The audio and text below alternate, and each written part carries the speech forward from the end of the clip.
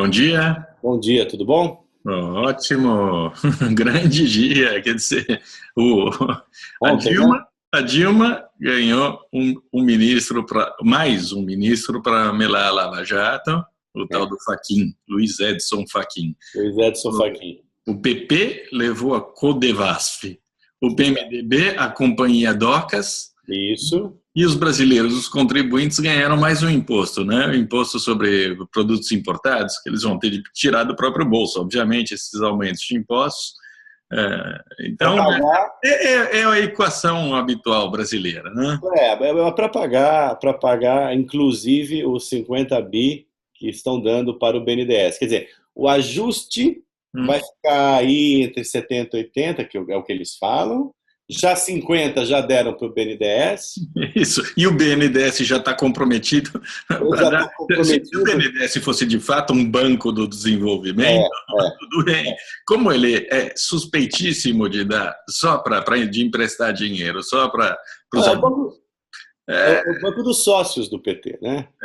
É o banco, de fato, todo os 50 bi, boa parte volta, né? Como a gente viu no Petrolão, boa parte desse dinheiro volta, de alguma maneira, com juros Agora, bem baixinhos. A gente está subsidiando a Odebrecht na República Dominicana e, ao mesmo tempo, a gente está financiando a exportação, como eles dizem, e, ao mesmo tempo, tem que bancar a importação com o aumento dos impostos. aumento dos impostos. Quer É uma dizer, equação ótima. no caso do BNDES, ainda teve uma emenda do Serra, dizendo que o banco é obrigado de 2 em 2 meses a prestar esclarecimentos.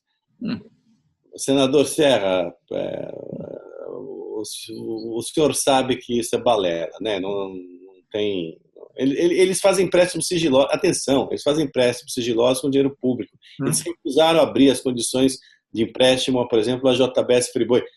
Não, para o próprio TCU, quer dizer, para O os TCU próprios está órgãos votando federais, de para os controle órgãos do de governo. controle. Não é que para o antagonista eles não. Não. É para os próprios órgãos de controle do governo. Então, assim, é um dinheiro descontrolado esse, né? Eu acho que, inclusive, uma figura que é pouco explorada, no bom sentido, não no sentido... Aliás, num certo sentido do lenocínio, ele é explorado, sim, mas não por nós. É o Luciano Coutinho, né? É. O Luciano Coutinho é essa figura que transita, que é o presidente do BNDES, Hum. e que, como se dizia antigamente, ele transita com desenvoltura, né? Entre o PSDB, o PMDB, o PT, né? Todo mundo ali gosta do Luciano Coutinho, né? E é esse Luciano Coutinho que precisava ser estudado melhor, né? Bom, basta a anotação na caderneta do Ricardo Pessoa dizendo, eu estava conversando com o senhor Luciano Coutinho no BNDES, ele me falou, sabe que o Edinho Silva está precisando de um dinheiro para a Pois campanha? lembra disso? E o Edinho Silva, 10 minutos depois, seu Ricardo Pessoa, desembolsa uma grana aí. Agora, o ministro chamado Edinho Silva, né? Edinho Silva já pegava mal na zaga do Brasil, né? Agora, Edinho Silva é coisa de 7-1, né? não é coisa de 7-1? Aliás, ontem foi demitido o Filipão do Grêmio. Porque a gente tem essa. Quer dizer, É uma sina, a gente insiste com o que dá errado. o que causa. Votou 2 vezes no Lula, 2 vezes na Dilma. A Dilma, em 2014, não era votável. Não dava para votar na Dilma em Não 2014. dá para votar. A gente já estava em pleno petrolão. O Brasil Não. já tinha despencado economicamente. A inflação já tinha disparado. E os brasileiros votaram na Dilma. É o Filipão, a história do Filipão. O Grêmio Só que contratou. não dá para demitir, né? E daí, quase um ano depois, fala: acho que não está funcionando. Pois é. Então, tivemos grandes notícias ontem, né? Realmente, fora do Filipão, que caiu, pelo menos no caso do Filipão, caiu a ficha do Grêmio. Bom, eu vou publicar um negocinho agora. Eu estava olhando a Folha de São Paulo e uma notinha desse tamanho na coluna painel da Folha de São Paulo. É a 8ª notícia, 9ª notícia. 3 linhas. O delator da SBM confirmou que os $300 mil foram dados à campanha da Dilma Rousseff em 2010 e que esse dinheiro saiu do total de 24, 28 milhões de dólares que a empresa deu, pagou de propinas no Brasil. Como assim? Uma notinha. Como assim? É uma notinha. Quer dizer, ele confirmou isso daí, é uma notinha. É uma notinha, não é? Não tem ninguém parando o país falando, opa, que negócio é esse? Aí você fica desconfiado assim, será que é um problema apenas de edição, né? Ou também tem alguma coisa por trás? Porque aí o que é lícito você pensar, porque uma coisa dessa é manchete, e no entanto vira notinha. É manchete todo dia por um ano, até a gente saber se deu ou não deu. Claro. Olha, aqui é o seguinte.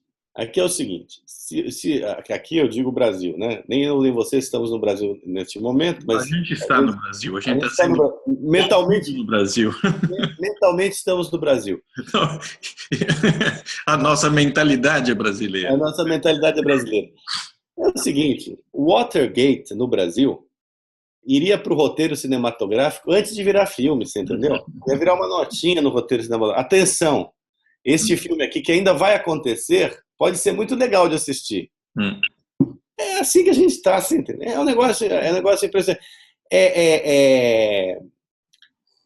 Isso tem a ver com... Eu acho que são as duas coisas. Tem uma questão política, tem uma questão de falta de edição. Os editores, e ali não estou falando de ninguém nominalmente, porque eu nem conheço hoje em dia quem que edita a Folha de São Paulo ou outro jornal qualquer, né? Mas é a falta de o que é editar? Eu acho que é uma certa desorganização mental e a gente hierarquizar. Editar e hierarquizar. Mas então, por que a gente fez o antagonista? A ideia do antagonista, a ideia inicial do antagonista não era fazer um site de política. A ideia era justamente essa, né? A gente conversou sobre isso. Quer dizer, a internet tem tudo, tem coisa até demais. Exato. A gente tem de pegar o extrato da notícia, hierarquizar a notícia, pegar o extrato, o substrato dela e transformar em 4 linhas. Mas esse é o trabalho também de qualquer editor e qualquer plataforma, como se diz hoje, né? E, no entanto, não ocorre. Por exemplo, eu acho a sessão painel, em geral, uma sessão muito bem informada. Como a coluna do Lauro Jardim também é. Né? Agora, tem certas coisas que, pelo menos no meu tempo de redação, e não faz tanto tempo assim, em que o colunista, olha, mostrava ao editor, ou ao diretor de redação, o que ele tinha. E aí, certas coisas, o diretor de redação falava, bom, mas isso aqui não pode ser uma nota, isso aqui tem que ser virar uma notícia. Né? E, no entanto, você vê hoje, isso em qualquer... Eu estou citando a Veja por citar, mas eu acho que em qualquer veículo de comunicação está acontecendo isso. Quer dizer, é uma orquestra que toca desorganizadamente, sem harmonia. Então, o colunista publica o que é a manchete, na manchete tal que não seria nenhuma notinha num colunão, né? Não tem a menor importância. É a falta realmente de hierarquização da realidade, que se chama edição. Né? Ou se chama organização mental também. Organização mental, você pode ter a sua organização mental, porque você pode ter as suas convicções e organizar a notícia que você lê da maneira, para mim isso aqui é mais importante do que aquilo ali, mas um jornalista, além da organização mental, ele tem que entender o contexto para além da organização mental dele, para além das crenças dele, né? E, no entanto, não está acontecendo. Agora, a gente vai ficar fazendo crítica de jornalismo aqui, que também é uma coisa meio chata. Não, mas nós não teríamos feito o antagonista se a gente não tivesse, claro. Se a gente não visse uma matéria de 2 páginas em que o suco está lá no penúltimo parágrafo resumido em 2 linhas. Eu acho que esse era o... Tanto que a gente está falido, a gente colocou ordem demais nessa história, menos na nossa conta bancária. Você sabe que o Lula, quando era presidente, ele não lia relatório, né? Você sabe as pessoas eram obrigadas, e mesmo assim, eu nem sei se ele lia, eram obrigadas a transformar os assuntos mais complexos. Devia ser um bom exercício Mas é que nessa hora também o cara põe o que quer, né? Mas qualquer relatório em assunto a ser entregue ao Lula não podia ter mais do que 20 linhas. Por quê? Porque ele não consegue ler mais do que 20 linhas. É o antagonista. É o antagonista, essa é a ideia. Só que aí os caras põem ali o contrabando. Porque o presidente da República também fica muito fora da. Qualquer presidente da República, se ele não é um pouco esperto e um pouco minimamente educado, ele fica na mão dos clipeiros, né? É, lógico. E dos aduladores. Exato, eu só mostro a realidade rósea para ele, entendeu?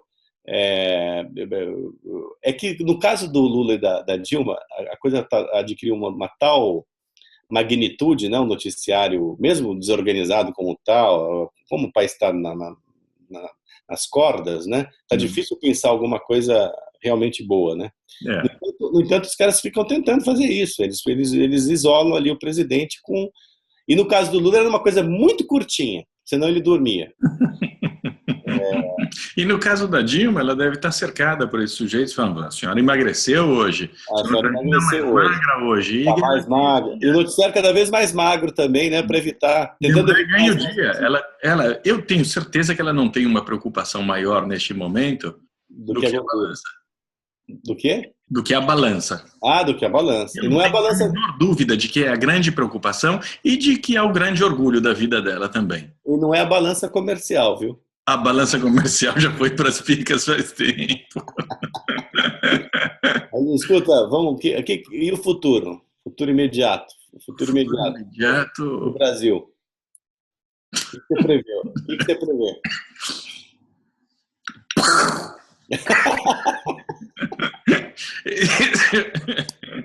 Eu até errei o tiro. Eu sou tão brasileiro que eu errei.